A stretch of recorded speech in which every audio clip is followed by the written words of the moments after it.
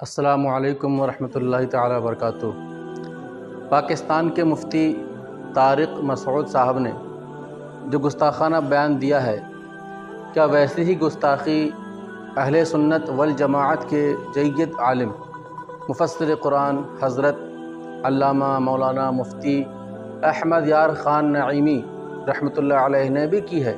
اگر طارق مسعود صاحب گستاخ ہیں تو کیا مفتی احمد یار خان نعیمی صاحب بھی گستاخ ہیں؟ یہ دیکھیں مقدمہ تفسیر نعیمی، مصنف حکیم الامہ مفتی احمد یار خان نعیمی، یہ بریلویوں کے بڑے عالم ہیں۔ صفحہ نمبر 20 پہ لکھتے ہیں، بعض کلمات نحوی قاعدے کے خلاف معلوم ہوتے ہیں لیکن وہ پڑھے ویسے ہی جاتے ہیں جیسے کہ ثابت ہو چکے۔ تو محترم نے بھی یہ فرمایا کہ نحوی قاعدے کے خلاف معلوم ہوتے ہیں، لیکن اس عمل کو آپ گستاخی نہیں قرار دے سکتے۔ اگر آپ نے گستاخی قرار دینا ہے پھر بریلوی کے ان عالم کے عمل کو بھی اور ان کی عبارت کو بھی آپ گستاخی قرار دیں۔ اور میں نے تو ان الفاظ سے توبہ کر لی، ان عالم نے تو توبہ بھی نہیں کی۔ اب تک تو ہمارے پاس کوئی ایسا ریکارڈ نہیں ہے کہ انہوں نے الفاظ سے توبہ کی۔ سب سے پہلے مفتی طارق مسعود صاحب کا وہ بیان جو کینیڈا میں دیا تھا، جسے گستاخانہ کہا جاتا ہے، اس کو سن لیجئے۔ تو ہمارے نبی صلی اللہ علیہ وسلم جب قرآن لکھوایا نا، تو چونکہ آپ لکھنا پڑھنا نہیں جانتے تھے، تو بعض دفعہ کاتب سے گرامر کی غلطی ہوئی لکھنے میں، ہمارے نبی نے اس کی کریکشن نہیں کی۔ آپ کو نہیں پتا چلا کہ گرامر کے لحاظ سے یہ غلط لکھا ہوا ہے، وہ اب تک اسی طرح لکھا ہوا ہے۔ بہت ساری مثالیں اس کی قرآن میں، سورہ اقرا بسم ربک الذی خلق میں کیا آتا ہے؟ کلا لئن لم ینتہی لنسفعا بالناصیہ۔ اللہ کہتے ہیں اگر یہ کفر سے باز نہیں آئے ہم ان کو پیشانی کے بالوں سے پکڑیں گے قیامت کے دن۔ تو یہاں ہے لنسفعا، جتنے بھی علماء یہاں بیٹھے ہوئے ہیں ان کو پتہ ہے لنسفعا یہ لام تاکید ہے اور آخر میں نون تاکید ہے۔ یہ الف کے ساتھ لکھنا گرامر کے لحاظ سے غلط، کیونکہ تنوین ناؤن پہ آتی ہے، سینٹنس پہ یا فعل پہ تنوین کبھی بھی نہیں آتی۔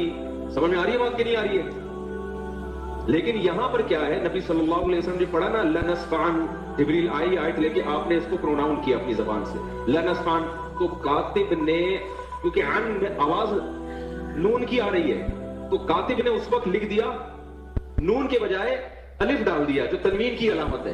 یہ گرامر کے لحاظ سے 100% کیا ہے؟ مسٹیک۔ گرامر کے لحاظ سے 100% کیا ہے؟ مسٹیک۔ گرامر کے لحاظ سے 100% کیا ہے؟ مسٹیک۔ اب بات کرتے ہیں مفتی احمد یار خان نعیمی رحمۃ اللہ علیہ کی، جنہوں نے کتاب تفسیر نعیمی لکھی آج سے 60 سال پہلے۔ اس کتاب کے مقدمے میں جو آپ نے عبارت لکھی، اسی عبارت کو دلیل بنا کر طارق مسعود نے اعتراض کیا۔ تو طارق مسعود صاحب نے جو اسکرین شاٹ دکھایا ہم لوگوں کو اور پڑھ کے سنایا، اسی اسکرین شاٹ کو میں پڑھ کے سناتا ہوں، آپ بغور سماعت فرمائیے۔ مفتی احمد یار خان نعیمی فرماتے ہیں کہ بعض کلمات نحوی قاعدے کے خلاف معلوم ہوتے ہیں لیکن وہ پڑھے ویسے ہی جاتے ہیں جیسے کہ ثابت ہو چکے ہیں۔ اب میں یہ کہنا چاہتا ہوں کہ کاش طارق مسعود صاحب ایسے ہی باوقار عاشق رسول عالم کے پاس آ کر پڑھ لیے ہوتے تو ایسی گستاخی کرنے کی جرأت بالکل بھی نہ کرتے۔ آپ خود اس عبارت کو بار بار دیکھیے، پڑھیے، سنیے، اور آگے میں پوری عبارت نیچے تک پڑھ کر سناؤں گا آپ کو۔ آپ خود محسوس کریں گے کہ ایک جو عاشق رسول عالم ہوتا ہے، سچا باوقار عالم ہوتا ہے، وہ بڑی محتاط ہو کر لکھتا ہے، اس کی قلم بہت محتاط ہو کر چلتی ہے اور بہت ہی پیارے اسلوب کے ساتھ وہ ہر ایک نقطے کو بیان کرتا ہے، جس سے کہ بات کی بات بھی ہو جائے اور نہ کہیں توہین ہو، نہ کسی کی گستاخی ہو، بلکہ بات مکمل ہو جائے۔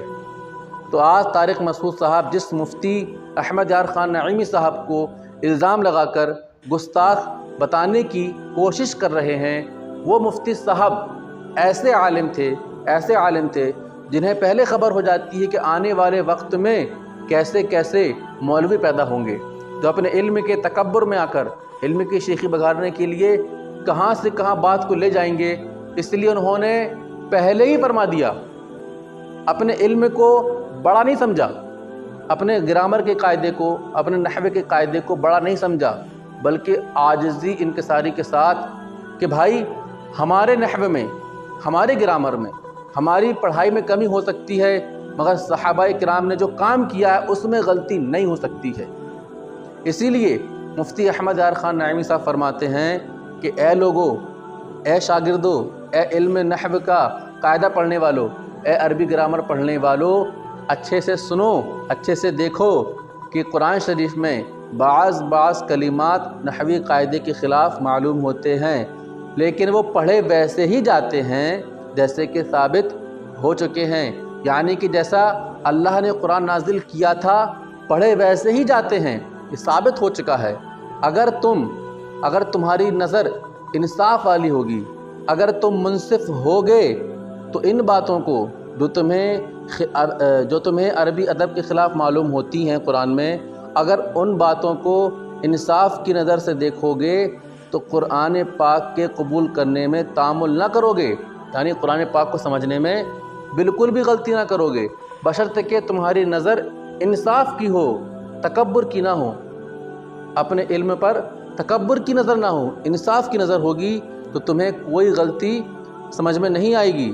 بلکہ آگے فرماتے ہیں ان چیزوں کو دیکھ کر حیرت ہوتی ہے کہ سبحان اللہ، قرآن پاک ایسا محفوظ ہے کہ اس کی صفات تک محفوظ ہے۔ اور انہی قرآن کی خوبیوں کو دیکھ کر بعض پادریوں کے، یعنی عیسائیوں کے پادریوں کے منہ میں پانی بھر آیا۔ اولاً تو یہ وہ اس کوشش میں رہے کہ انجیل شریف کو محفوظ کتاب ثابت کر سکیں کہ انجیل ان کے پاس جو کتاب ہے وہ صحیح ہے، یہ ثابت کر سکیں، وہ اس کوشش میں لگے رہے مگر نہ کر سکے، بلکہ بہت سے محققین عیسائیوں نے مان لیا کہ انجیل شریف میں لفظ اور معنوی بے شمار تحریفیں ہوئی ہیں، مگر یہ بھی مانا صحابہ کرام کی محنتوں اور کاوشوں کو دیکھ کر مولا علی رضی اللہ تعالی عنہ نے جو نحوے کے قاعدے ایجاد کیے اس کی وجہ سے قرآن میں ذرا سی بھی ایک لفظ کی بھی تحریف نہیں ہوئی ہے، ایک لفظ بھی نہ گھٹایا گیا ہے نہ بڑھایا گیا ہے، بلکہ جیسا نازل ہوا تھا ویسا آج تک موجود ہے۔ تو مفتی احمد یار خان نعیمی یہاں تک فرما رہے ہیں کہ قرآن کی جو غلطی کسی علم والے کو اس کے علم کے مطابق غلط سمجھ میں بھلے ہی آ رہی ہو مگر وہ غلطی نہیں ہے، بلکہ وہ قرآن کی خوبی ہے، جس خوبی کو دیکھ کر غیر تک کے منہ میں پانی بھر آیا۔ پھر تو تم تو داڑھی ٹوپی والے ہو، تمہیں کیسے قرآن کی غلطیاں دکھ رہی ہیں، تمہیں کیسے قرآن کی غلطیاں سمجھ میں آ رہی ہیں۔ اللہ تعالی ہم سب کو فرقہ پرستی سے بچنے کی، فتنہ گری سے بچنے کی توفیق عطا فرمائے اور متحد ہونے کی توفیق عطا فرمائے۔